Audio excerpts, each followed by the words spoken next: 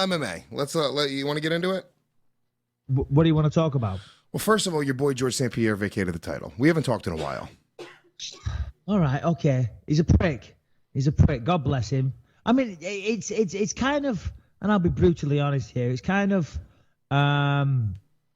it's a double-edged sword. It's a good thing and a bad thing. I mean, by the way, Dana White threw me under a bus when he first found out. He wasn't happy with George, and he said, yeah, well, he cherry-picked Bisping. And that doesn't do me any favors. He didn't cherry-pick me, but I did say that. I said George wanted to fight me because he thought it was an easy fight and this and that. And he got the win, but and then he vacated the belt. Now, he vacated the belt because, I don't know, apparently he had to go to hospital after our fight, and he thought he was going to be paralyzed, and he had a bad neck and all this type of stuff.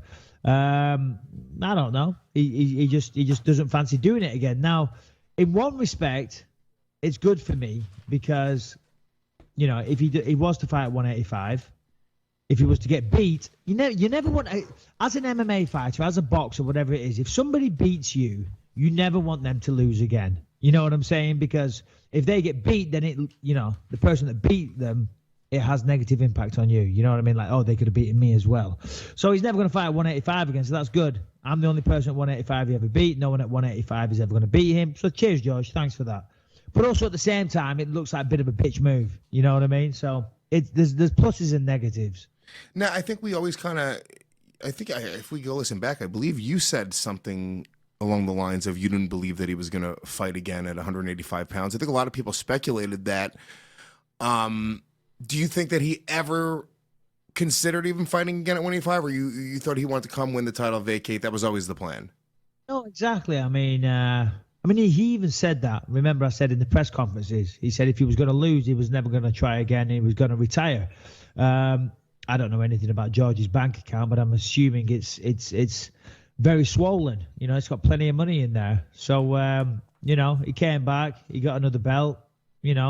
Made history, made a ton of money, made more than me, the prick. And, good for him. It's actually really smart. I mean, why should he carry on fighting and this and that? I mean, legacy is more important, and he's got a great legacy there. So from a business standpoint, it's actually a really smart move. From the UFC's perspective, of course, it's frustrating. It's annoying. It opens the doors for Whittaker versus Rockhold. But yeah, it's annoying because remember, GSP did that after the Johnny Hendricks fight. He didn't defend the belt and walked away. Dana was pissed then, and now he's doing the same thing now. He had a fight with me, and hey, listen, that was a tough fight. He was banged up. I nearly knocked him out a couple of times, cut him up pretty good, whatever. He don't fancy another piece, and now he's walking away without defending it. So from the UFC's perspective, it's pretty tough. But they roll with the punches. It's on to the next one. Whittaker versus Rockhold. That's a good fight. A lot of people were saying, well, why Rockhold? To be honest, it makes perfect sense. Rockhold, obviously, I beat him. And then, he only had one more fight, which was against David Branch. He won that fight. He never really dropped too low in the rankings. So, yeah, it makes sense. They need somebody to fight Rockhold. Yoel just got beat off Whittaker. So, yeah, I think that fight makes sense. Is there any part of you that's kind of like satisfied that no matter what happens, like Luke Rockhold, even if he beats Robert Whittaker, like that title, I mean, I think by the purest definition of it, it's technically a paper championship. You know what I'm saying? If he didn't beat George St. Pierre for the title and he just vacated it, which is the case at 170, it's the case right now at 145, it's the case at 205 pounds. There's a lot of quote unquote paper championships in the UFC right now. Where the last title holder did not lose their title to the guy that currently holds the belt. Is there any satisfaction there that Luke Rockhold will never have that over you? No, there isn't. Listen, because I don't spend my time trying to think of ways and maneuvers and ways to spin it that Luke Rockhold can't ever be considered a real champion again. That isn't important to me, Lewis. And as long as you've known me, I thought you'd know me better than that. May the best man win that fight. By the way, I've got my money on Robert Whittaker in that fight. Listen, Whittaker was not the paper champion, pardon me, you're putting words in my mouth. Whittaker was the interim champion. Yeah, he was the interim champion. He wasn't the real champion. That belt, that interim title was created because Dana called me and I wasn't ready to fight yet. And he said, "Well, do you mind if we do an interim belt?" I said, "Listen, do whatever you want to do. It makes no odds to me. It just means that whoever wins that is the number one contender." So yeah, I mean, he's claiming to be a champion. He's not really, but there you go. You've got the number one contender versus Luke Rockhold, and whoever wins that, I guess they are the undisputed champion. Whitaker's retired. I'm clearly out the picture now. And sorry, not Whitaker. GSP's retired. I'm out the picture. Let them two fight for it. Whoever wins, they become the champion, and good for them. It is frustrating as a fan, though. Like, it was specifically frustrating. It's much more frustrating at 205 with Cormier. Well, yeah, I mean, of course, you got Cormier, who, lost to John Jones. Jones test positive, and now he's champion again. Middleweight, you've got the whole situation that we just discussed right now. 170, you've got Tyron Woodley, who's sitting on the sideline saying that his shoulder's injured. Funny, his shoulder weren't injured. He was going to take a fight against Nate Diaz at the end of the year, but now we're saying he needs surgery now. Tyron Woodley. Can I play devil's advocate? Well, he's playing a game, but go on, play devil's advocate, you prick. Make me look an asshole on my own podcast. No, I won't. But and this comes from you because it's almost it reminds me of you were willing to fight George because it's a huge payday, right? And it's what you had considered an easier fight. You are a prick, aren't you? It's true though.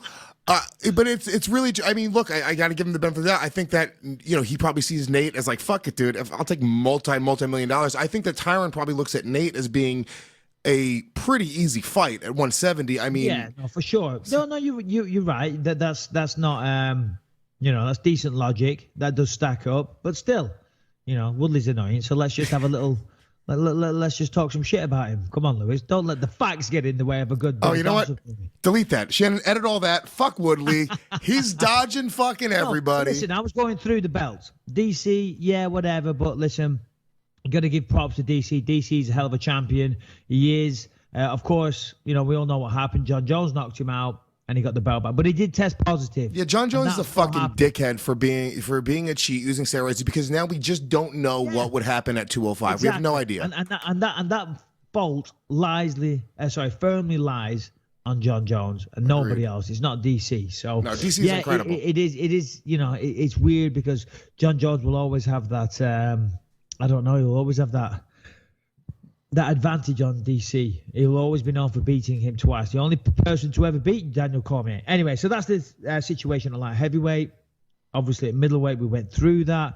170, you got bloody Tyron Woodley playing games. Who never, but even at 170, that 170-pound title, remember, George vacated. So that is technically, George was never beat for that title. So you're saying that George St. Pierre is the middle and welterweight champion? Undisputed forever for all time. Not for all time, but I mean, I'm just saying. Exactly. So what are you talking about? Is there not a little bit of an asterisk on the 170-pound title because George never actually lost it? I don't think so. I mean, that was a long time ago now. Things move on. Maybe at first, but as I said, things move on. Time heals all. So obviously 170, you got Tyron Woodley playing games, doing whatever he's doing. 155, obviously Conor is